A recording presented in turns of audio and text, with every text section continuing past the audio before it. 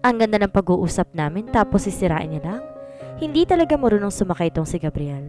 Hurt her or kill her. I will make sure that you are next, Mr. Maceda. Malamig na banta ni Gabriel at basta-basta na lamang akong hinila. Dahil doon malakas kong binaklas ang kamay ko sa kanya at sinamaan siya ng tingin. Bakit pinigilan mo kami? Alam mo bang ang ganda na ng ayos ko doon? Nanggagalaiti kong sigaw pero tinitigan niya lang ako ng seryoso at muling hinawakan sa kamay. Naman, pakawalan mo nga ako, Gabriel. Nakakarami ka na. Muli kong sigaw kaya tumigil siya at lumingon sa akin. Sumalubong tuloy ang malamig niyang titig dahilan para kilabutan ako. Wala ka nang kawala sa akin, Colleen. Lalo't magpapakasal na tayong dalawa. Pagkatapos ng pangyayaring yun, basta ko na lamang nilayasan ulit si Gabriel at iniwan na lang basta sa lugar ni Jimmy Maceda. Mas lalo niya lang dinadagdagan ng galit ko sa ginawa niyang pagpigil at paglayo sa lugar ni Jimmy Maceda. Nang itigil ko ang motor sa tapat ng apartment ko, napahinga na lang ako ng malalim dahil talagang hinintay ako ni JC kahit di naman kailangan. Na makababa na ako saka ko lang naramdaman ang matinding pagod at halo-halong emosyon na naramdaman ko sa mga nangyari ngayong araw. Marahan kong isinuklay ang buhok gamit ang kamay ko. Marahan kumatok sa pintuan ng apartment ko. Ilang minuto pang tinagal ko sa labas bago tumabuksan na JC na ngayon parang kagigising lang. Na makita ko siya sa ganong ayos, napahagat labi na lang ako at sunod-sunod tumulo ang luha ko. Di ko na nakayanan ang bigat na nararamdaman ko. Pakiramdam ko sa gantong paraan mahihimasmasan ako sa nangyari ngayong araw. Sa buong buhay na napabagsak ako sa mga problema ko, ngayon na ako nakaramdam ng panlulumo at patinding pagod.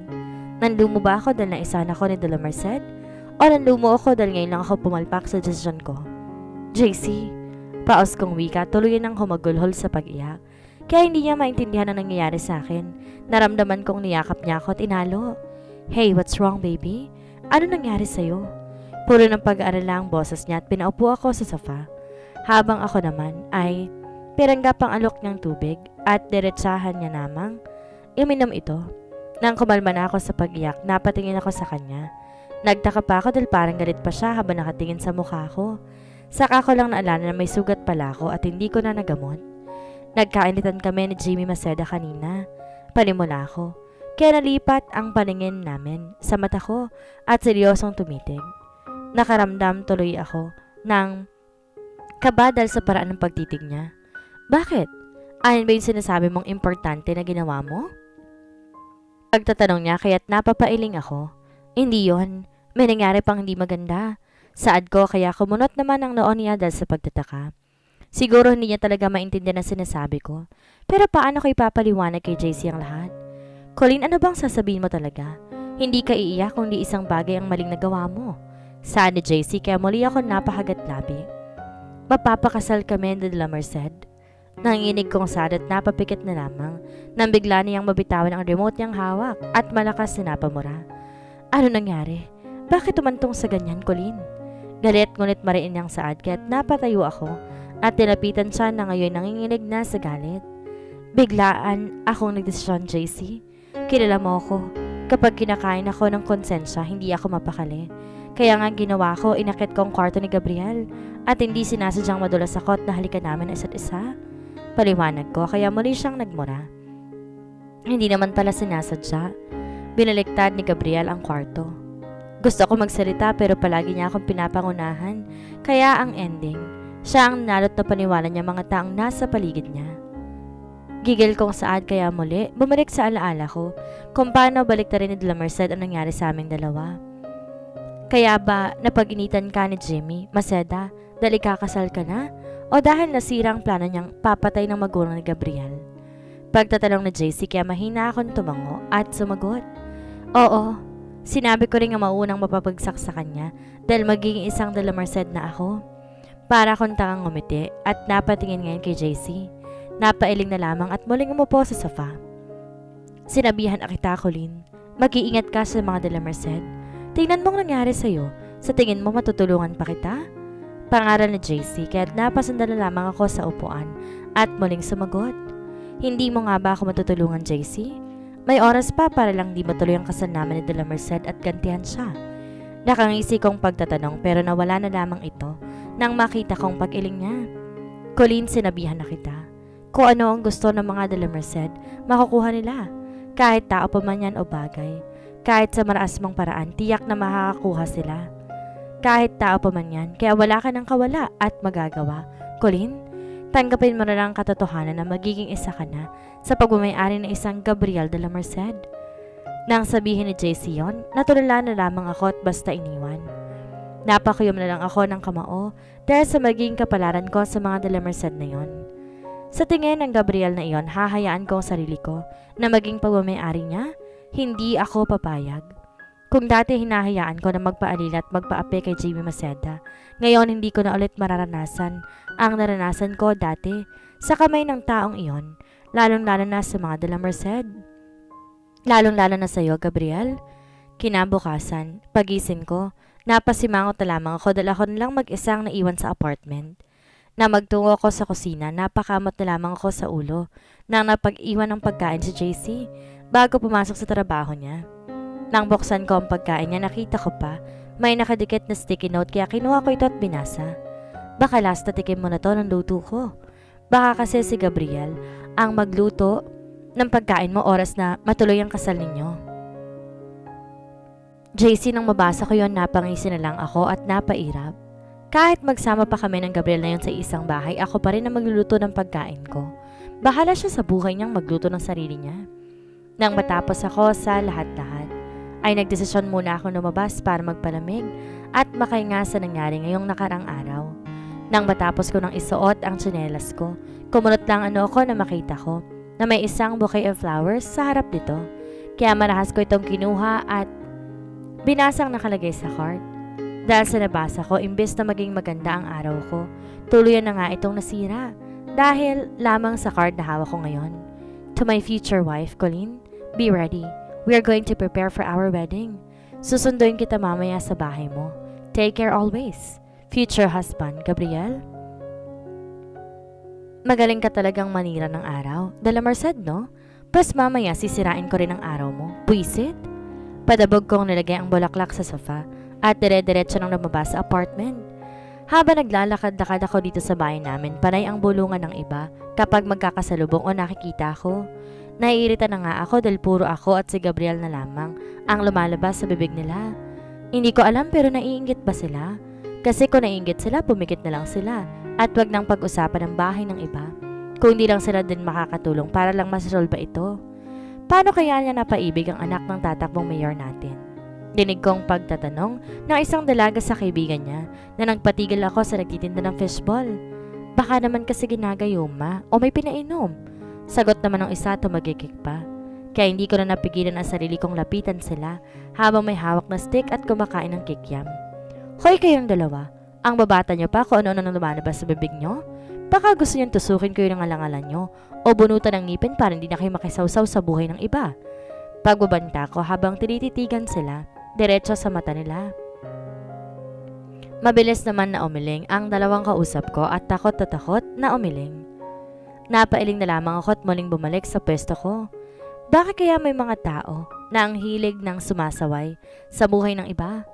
Ayaw nilang buhay nilang pakialaman nila. Tutusok na sana ako ng isang kikiam nang maramdaman ko. Marinig ang pamilyar na boses ng taong labis kong kinaiinisan. Di pa man ako nakakalingon, naramdaman ko nang tumabi siya at bumulong sa tenga ko. Kanina pa kita hinahanap, misis ko. Dahil preparation na ng kasal natin, na andito ka lang pala. Tara na para maging isang de la Merced ka na. Bulong ni Gabriel sa akin ngayon na hawak-hawak na ako sa kamay at tinigit na papalayo at nagtitinda ng fishball. Colleen's POV.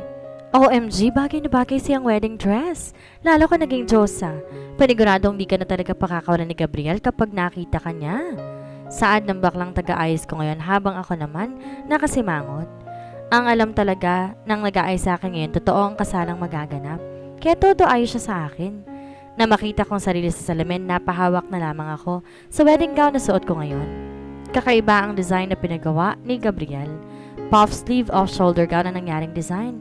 Habang ang haba naman ito ay napapalibutan ng mga diamonds at talaga nakakasilaw. Dahil kumikinang pa ito. Napahawak ako sa koronang nasa ibabaw ng ulo ko. Maliit ito na akala mo isa akong prinsesa na ihahatid ng prinsipe niya. Ang ayos ng buhok ko'y nakaban at napapalibutan ng bulaklak na magaganda. Hindi ko alam pero lihim ako napangiti sa ayos ko. Kahit 1 taon lamang naman kami nagsasama ni Gabriel, talagang pinaghahandaan nila. Napatingin ako sa stylish nang hawakan nito, kaming ang braso ko. Ganda, upo ka ulit dyan. Ayusin ko ang foundation mo para mas lalo ka pang maging tsosa. Nakangiting saan niya at muli akong pinabalik sa upuan at malaking salamin. Nakakatuwa naman ang kasalang magaganap ngayon. Sabi ko na nga ba't isang Delamerced at Maceda mag-iisang dibdib? At hindi ako nagkamali na bagay kaysa isa't isa. Pagpuri niya kay tipid akong napangiti. Salamat.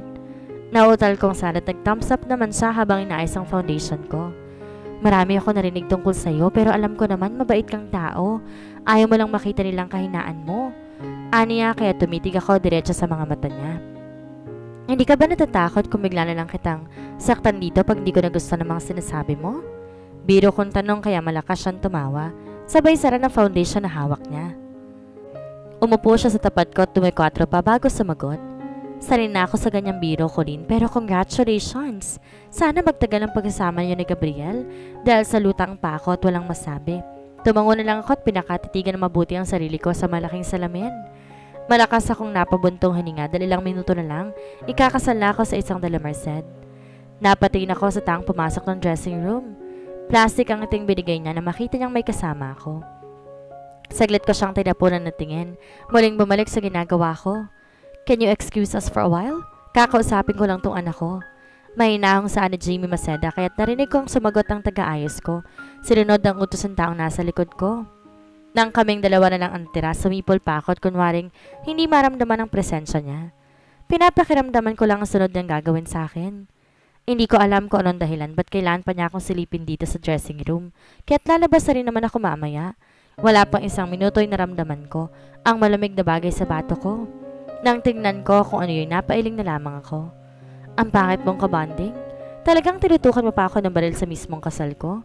Gusto mo bang mamatay akong maganda? Willing naman ako. Pagbibiro ko pero mas lalo niya pang pinagdiin ang baril na nakatutok sa bato ko. Kaya nang agat ako ng tingin at malamig kong sinalubong ang nagbabaga niya mga mata. Gusto ko tuloy matawa sa ginagawa niya ngayon.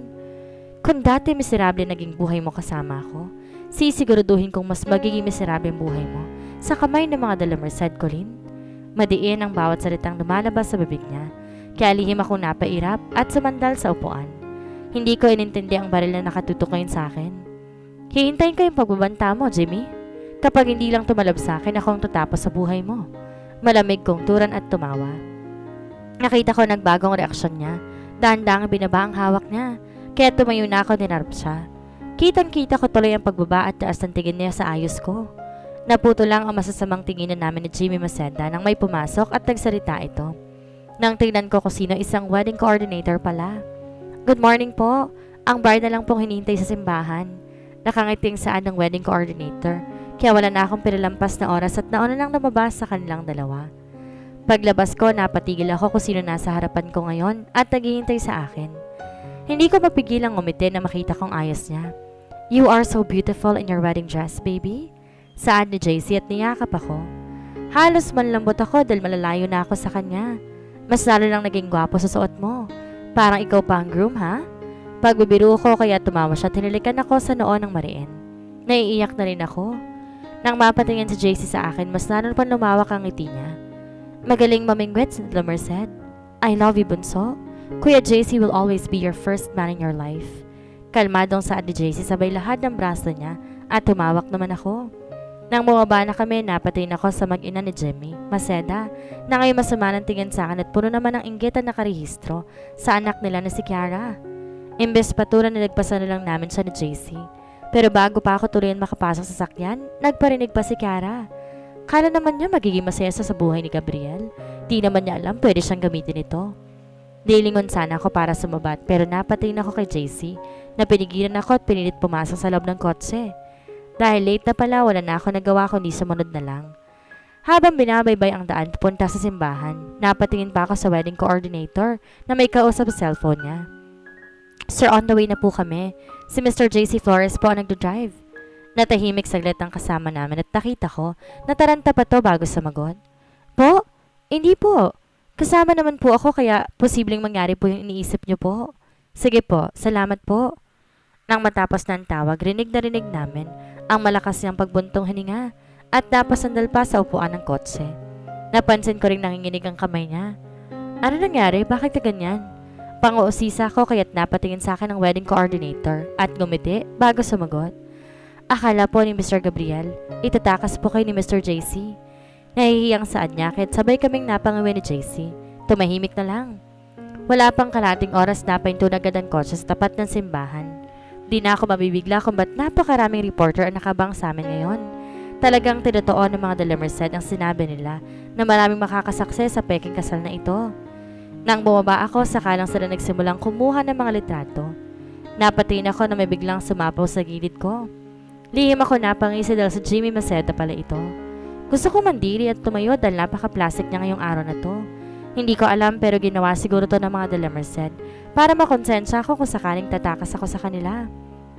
Wala na ako nagawa nang sumigaw ng isa sa mga wedding coordinator na naandito na ako. Kaya napipilitan akong kumapit sa braso ni Jimmy Maceda. At nang bumukas na ang pinto ng simbahan, di ko maiwasan na mamangha sa naging disenyo nito. Pagbukas pa lang ng pinto, may arko nang napapalibutan ng mga puting bulaklak at may ilaw pa dito. Pagbukas pa lang ng pinto, may arko nang napapalibutan ng mga puting bulaklak. May red carpet na nakakalat ang petals sa iba't ibang kulay ng bulaklak. Higit sa lahat ang di nagpatalong upuan. Kulay puti na may mga diamanting nakapalibot. Kung gaano kabongga tong kasal na to, isa lang ang gusto kong gawin ngayon, ang tumakas. Pero nabalik ako sa wisyo na marinig kong galit na boses ng katabi ko. Tatakas ka ba, Colleen? Mahiya ka sa gagawin mo. Hindi lang ikaw mapapahiya, kasama na ako. Saan niya kaya napatingin ako sa kanya. Gusto mo bang sumama? Willing akong gawin yun para magkasama tayong mapahiya. Sagot ko at nagsimula ng maglakad. Di na siya sumagot at ngumiti na lamang sa mga magulang ni Gabriel na ngayon pinagmamasdan ako. Na magtama ang mata namin ng lalaking papakasalan ko, lihim ako napairap at pilit ngumiti dahil nabubisit na ako sa katabi ko. Isang taon lang naman ang titiisin mo kasamang Gabriel na to. Pagkatapos nun magiging malaya ka na ulit. Nung nasa harapan na kami, nag-bless na ako sa mga magulang ni Gabriel. Ganun din ang ginawa ng isa. Alagaan mo ang anak ko, Gabriel. Pangaral ni Jimmy Maceda at tumango naman ang kaharap ko. Nang dumako na si Gabriel sa akin, lahad niya ang kamay niya. Kaya wala na ako nagawa kundi tanggapin to. Mas lalo ka palang gumaganda nang isuot mo yan at maging asawa ko. Bulong niya sa akin kaya't sinaman ko siya ng tingin. Narinig ko nang nagsasalita na ang father. Alam ko maganda ako, Gabriel. Huwag mo nang ipamukha sa akin. Mayabang na asta ko kaya tumawa naman siya. Matapos ang mahaba-habang salita ni father, napaharap ako kay Gabriel at nakangiti naman niyang sinalubong ang mukha ko. Gusto ko tuloy siyang batukan ngayon dahil sa pinapakita niya sa akin. You may now kiss the bride. Dinig kong saan ni father at marahan namang tiraas si Gabriel ang wedding veil na suot ko ngayon. Bago pa ni Gabriel gawin yon, mariin ko siyang tinitigan sa mata at pinagbantaan. Huwag sa labi, Gabriel. Sinasabi ko sa'yo, pag ginawa mo yan, babaril ki... Pero naputol ang pagsasalita ko, nang dumampi ang labi niyang malambot sa labi ko. Nang gawin niya yun, parang nabingi ako at tumigil ang tibok ng puso ko. Tanging narinig ko na lang ngayon ay ang malakas sa pagtibok nito na akala mo may karera sa loob. Dahil sa ginawa niyang yon, di ko namalayan, tumugon ako sa halik niya. Naramdaman ko ang pangiti niya sa ginawa ko. Congratulations to the newlyweds. Nagising na lang ako sa sinig ng araw na tumama sa mukha ko. Kaya marin kong pinikit ng mata ko sabay harap ng kamay sa mukha ko. Nang makapag-adjust na ako sa liwanag, napaungot na lang ako dahil sa matinding kirot ng ulo ko. Nang tingnan kong suot ko'y nagtaka ako kung bakit nakabalot ako ng kumot. Nang maalala ko nangyari kagabi at kung sinong kasama ko, mabilisan akong bumangon at pinakiramdaman ng sarili. Kung may masakit ba sa akin o may naramdaman bang di maganda. Nang maramdaman kong wala naman, nakahinga ako ng maluwag at kumuha ng damit. Pero pagbukas ko ng walk-in closet namin, napasimangot ako nang maalalang di ako nagdala ng damit ko. Di rin naman kasi nila sinabing diretso bahay na pala kami. Namangha pa nga ako dahil talagang bumili pa ng bahay si Jimmy Maceda. Noong una ayokong pumayag pero talagang pinagbantaan ako. Napailing ako at napadako sa mga damit na nakasabit ngayon dito sa closet. Puro kay Gabriel pa lang nandito. Ang iba dito bago pa dahil nakabalot pa to ng plastic. Kesa walang maisuot, napilitan akong kumuha ng isang shirt at short ni Gabriel. Nang matapos na akong maligo, ay inayos ko ng kama at dahan-dahan akong bumaba. Habang bumababa, may naririnig pa akong kumakanta. Natawa na lang ako ng mahina at palihim na umupo sa lamesa. Habang pinagmamasdan ko ang likod ni Gabriel na nagluluto ngayon, naninibago ako. Kung dati ako lang ang nagluluto ng pagkain ko, ngayon naman may kasama na ako at nasa iisang bahay na kami. Kung dati ako lang mag-isa sa kama o kaya si JC ang katabi ko, ngayon iba na, ibang-iba na. May kasama na ako at kasal na kami. Wala na ako magagawa kundi tanggapin ito dahil kasalanan ko rin naman ang nangyari. Malakas ako napabuntong hininga at napatingin sa taong naglagay ng umagahan sa harapan ko. Hindi ko na malayang tapos na pala si Gabriel sa ginagawa niya at katabi ko na pala. Good morning, wife. Ang lalim yata ng iniisip mo. Ako ba yan? Pagbibiro ni Gabriel kaya inirapan ko siya dahil nagsimula na naman siyang mang-asar. Hindi. Iniisip ko kung ano nangyari kagabi pagkatapos ng resepsyon natin dahil pagising ko kanina nabalot na ako ng kumot. Pagsasinungaling ko kaya't napatango naman siya. Ah, oo, yung kagabi. Anong huli mong naalala? Pagtatanong niya kaya tinigil ko muna ang pagkain ko at napaisip.